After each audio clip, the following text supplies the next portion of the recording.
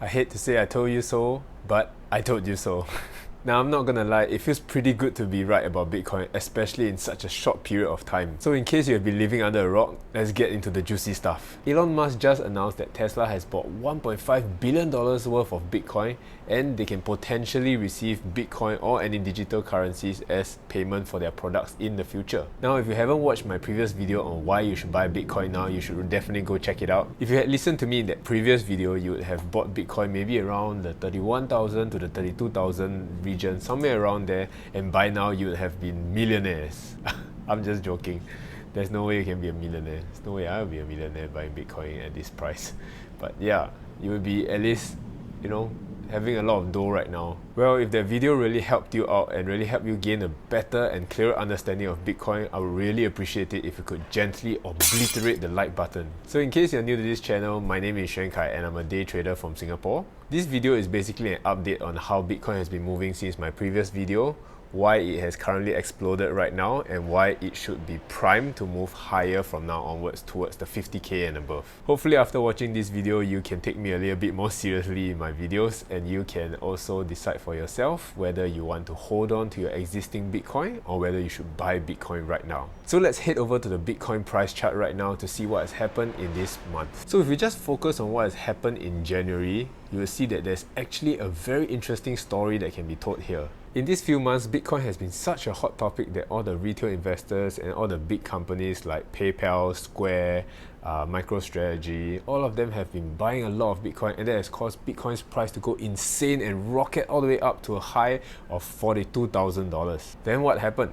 $40,000 is probably a psychological level where some people will want to sell away their Bitcoin in order to cash in some profits. My guess is that around the 40,000 level, there was a lot of profit taking happening. A lot of people are selling their Bitcoin, and that caused Bitcoin's price to temporarily drop. It was normal anyways because Bitcoin's price just kept rising day after day, week after week, and it just needed to take a break. Imagine going for a marathon. For normal people like us, we cannot possibly run non-stop without taking a break. By taking a break, we can essentially recharge ourselves, we can drink some water, eat a little bit of food, and then with that, we can actually run a longer distance. So same for Bitcoin. Bitcoin has run a long distance and it has to really chill right now, take a little break, recharge itself so that it can continue its run further on in the future. So after it broke the $42,000 mark, Bitcoin is probably like, I'm tired now, I don't want to move anymore, I'm just going to chill right now and I'm not going to do anything. So what happened to the price? The price dropped all the way down from $42,000 all the way to around the $30,000 mark. Then Bitcoin was like, I like this spot, I'm gonna chill here for a while around this $30,000 to the $34,000 area. I'm gonna chill here for a while before I get some of my energy back, then I can continue to run. However, Bitcoin didn't know what was coming for him. Bitcoin wasn't prepared for the appearance of Elon Musk. Elon Musk tagged Bitcoin in his Twitter biography and then added the word #Bitcoin to his Twitter biography. He then retweeted, "In retrospect, it was inevitable." This was the start of the revolution. Because of that tweet, you can see that a lot of people FOMOed into Bitcoin on that day, and you can see that Bitcoin's price spiked up on that day with very heavy volume. Bitcoin was forced to run again. He had to drag his feet and continue running even though he didn't want to. Then as you can see that even though Bitcoin was slowly rising, Bitcoin was losing steam and didn't want to run anymore.